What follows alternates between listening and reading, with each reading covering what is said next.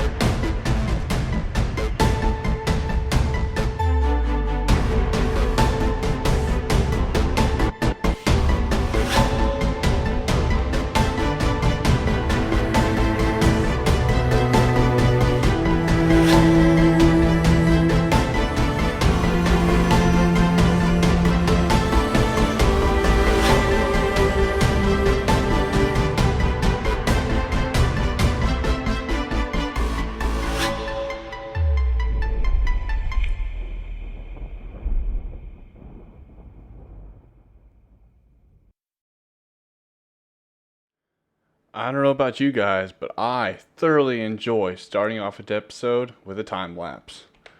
Welcome guys to episode number 5 from my Minecraft Survival Let's Play series. To get you up to date on what happened between that last little bit of time lapse and now, I went ahead and did a little bit more terraforming. As you can see over there, I got our wonderful panda bear. I'm going to have to move him, find him a new home, and fill that all in. And then I also went ahead and moved all of my storage, which, believe me guys, that was a lot of work. But I went ahead and moved it on over here to this little kind of outshed cropping that I built. And I got myself semi-organized, not fully, end level or anything, but we're going to go ahead and use that for now. But what are we going to do today in today's episode, guys? Well, we got a little bit of a problem here. We got a whole bunch of tools with like 0 durability. So we are going to go ahead and build ourselves an iron farm. That's right, guys. We need to get ourselves some emerald generation so that way we can get our tools mended. We can stimulate the economy with all of our wonderful villagers here who kind of have a little bit of like an encampment set up here. So without further ado, guys, I'm going to go ahead and kick this off into warp speed, and we're going to build ourselves up an iron farm. While this time-lapse footage is rolling, I want to thank Jay365. He's the original creator of this farm. So this is a tileable design. So with a single module, we can expect to get ourselves about 3 stacks of iron per hour. So guys, if you like this farm, go give him a like, give him a subscribe. The link will be in the description. And without further ado, let's go ahead and get this farm all finished up, and then we got to populate it with some villagers. Alrighty folks, we got our first volunteer in the boat, and basically what have done and what you'll see here is obviously just bash my head on the ground and hopefully not fall off the edge. Got him in the boat, and on the other side of this nether portal I have a track set up. So basically we're going to put him right in there. Going to F3B to show our hitboxes, take our axe, send him on through. Now we got our minecart on the ready, and we're going to jump on through, and hopefully I box this in well enough that he hasn't made a run for it. Excellent. Okay, so now we just need to get him in the minecart, hopefully without killing him. There we go. We'll go ahead and do that. Get in. No, you can't go that way. Alright, fine. I'll bring the minecart to you. No. Come on. There. Nope. Okay. Alright, there we go. Alright. Break that. Put our rep. No, wrong way. And we'll send him on up and on his merry way if he will listen to me. Alright, there we go. Off he goes. Now we got to try to hurry up, keep up with him. Luckily, where I chose to build this iron farm is not too far away. Oh, it's good. I totally did not check those tracks before I sent him off to see if he'd make it up. Alright, well, maybe I should have made myself a second minecart to make this a little faster. I feel quite exposed to ghast here over this giant lava lake. Alright, and he has gone exactly where we wanted. I put an unpowered rail there to stop him. Now, on the other side of this will be your new home, buddy. No, you don't want to be a fisherman. What you want to be? Well, I mean, I guess you could be a fisherman. F3B again, and break the minecart, and through he goes. Now, what I did is I boxed this off, so the only way he can go is down. Ooh, a little distortion there threw me off. But basically, that's it in a nutshell, guys. All we gotta do is just get him into this. We need 4 more of these guys. We need them all to sleep one night, so that way they all have secured a bed. And we need to get ourselves a zombie, named Zombie, in there. Alright, guys. Well, whoa. I'm gonna go ahead and hopefully get these next 4 villagers in. And I will be right back with you guys.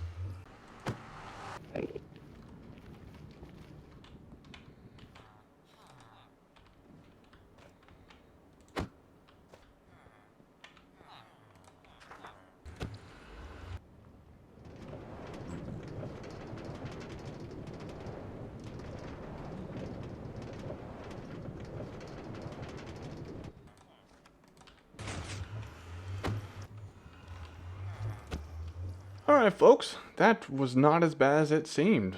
That was a relatively self-explanatory process. Now all we need to do is go ahead and spawn proof this area. If I can find my carpets. Just a couple carpets here to keep the iron golems from spawning on top of the cobblestone here. We want them to spawn right there, and I did not. Oh, there we go. Look at me being all prepared. Pro skills. So yes, like I was saying, we just need to spawn proof this area. We are going to knock out the portal here, put water sources along here so it will push the iron golems once they spawn off. And then last thing we need is for one night to pass so they can all sleep and claim a bed. Tag ourselves a zombie, put him in here, and this farm is done. Because I didn't mention earlier, guys, to you earlier, that the reason that I chose this location is that this is actually in the spawn chunk. So right there over my right shoulder, that cleared area is actually where we spawn into the world. So the spawn chunks will always be loaded. So provided as long as we're always in the overworld, this farm will be running. Alright guys, moment of truth here. Let's see if we can get our personal motivator in. Oh, there we go. Okay. Name tagged and come on, dude. Go down. Let's see, maybe we can convince him to come this way a little bit. There we go. Perfect. Alright. And he is now in there. So we will go ahead and knock out all of this. And we should be having some panicking villagers. Yes. Okay, the panic is happening. Oh, whoa, whoa, whoa, whoa, whoa, whoa, buddy. Whoa. No more visitors. See ya. Alright. Oh, that was unexpected. That's what I get, I suppose. Okay, well, that should be it in a nutshell, guys. Don't know why we're not having any iron golems spawning yet. They should have all slept, which, by the way, there's the killing chamber down there. Very rudimentary. I will make it more elaborate later on, but we're just going for the down and dirty here. Alright, well, I'm going to hang out here for a little bit and see if I can get myself an iron golem spawn. Mistakes were made. Mistakes were made. I hopped down in there to break the beds to see why they weren't claiming them, and I may have accidentally let them out. Crisis has been averted. All of our villagers are nice and safe, and I did confirm that they will in fact spawn an iron golem. So tell you what, guys, I'm gonna go ahead, jump up into my glass box of safety, do an overnight AFK session, and let's see where we're at in the morning. One overnight AFK session has been completed. Let's head on down and see what one night and a couple hours while I got ready in the morning will give us for iron. So we're going to go ahead and jump. Alright. Jump on over here. And, okay. Alright. Yeah. Yeah, I can do that. I'll take that. That is going to help us out greatly. We're going to go ahead and we're going to trade all of this stuff with an armor villager, and emeralds are honestly just going to be a byproduct. What I mostly need is the experience to mend up all those tools. So I'm going to head back over to the village. I'm going to do some trading with some villagers, see how far this gets us, and I will be right back with you guys. Back here at the village, and many AFK sessions later, we have finally gained ourselves enough iron ingots to trade with the now 5 armor smiths, or weaponsmiths I believe they are actually. And we even got ourselves a nice little stash of iron blocks here, and even a growing pile of emerald blocks. Alright, so right now I have been really wanting to get this village laid out, so I got myself some leaves for trees, torches for paths, and cobblestone for buildings. And what I'm going to do here is I'm just going to lay out kind of where I think that there should be some buildings, and I already have a couple that I have sketched up in my creative world.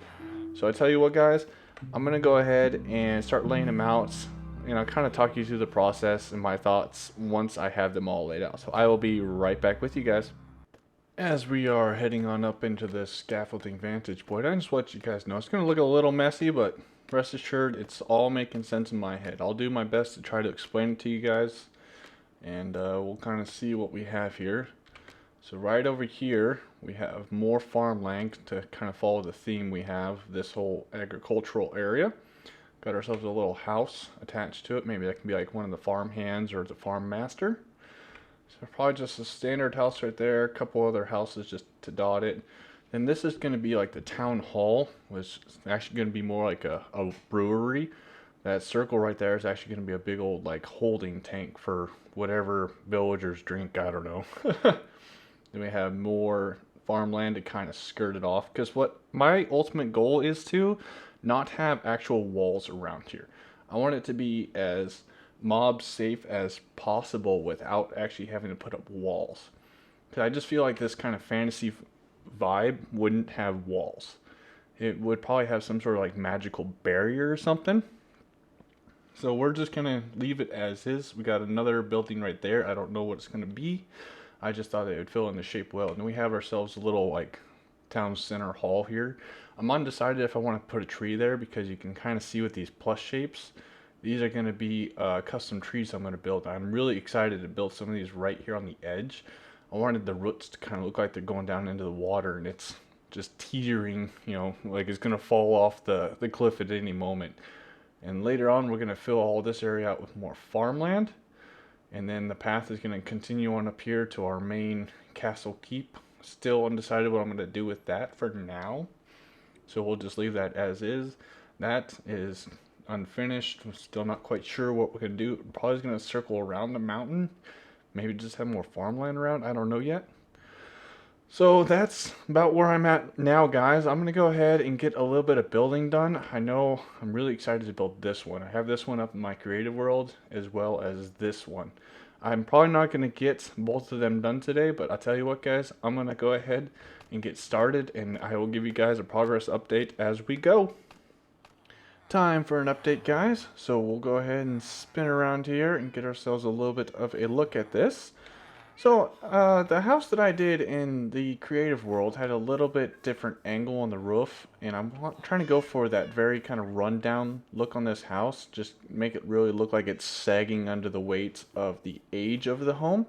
And then I added in the polished diorite, standard diorite, and white concrete powder to just give a little bit of variation in the wall texture. I'm going to add in a whole bunch of vines and leaves to break that up even further, so it doesn't quite look like a chessboard or anything like that. And same with the roof. I'm going to actually add in blue concrete powder here, because I did some more playing around in my testing world, and the lapis blocks just had too hard of an edge. I wanted to keep the texture the same, just get a little bit of variation in the color without such an extreme change. I'm going to do that same thing over on the windmill. So I'm going to go ahead and get back into it, folks. I will bring you in for the final update, and that's probably where we're going to go ahead and end off the episode. Alrighty, folks. See you in a little bit. With that, and come on, that should be it. So let's hop down and take a look. Get that out of the way. Alrighty, folks. What do you think? Definitely hit the overgrown vibe, that is for sure. Got that sagging roof, like it can collapse anytime. Definitely looks like an abandoned house. I don't know if that's exactly what I'm going for, but I think we'll just roll with it. It's a magical fantasy village. We can have abandoned houses. So no interior. I probably won't do one. I might put an area for like the toolsmiths or something. I'm not quite entirely sure, but I'll give you guys a nice little walk around of it before the sun sets. Just kind of mixed in some birch, the basalts, lots of leaves, give it that very three-dimensional look so it doesn't look so boring, lots of depth. I am absolutely so happy with that. But with that, guys, I'm going to go ahead and have to call that an episode.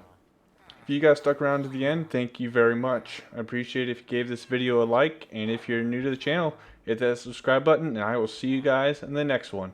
Have a good one, everyone.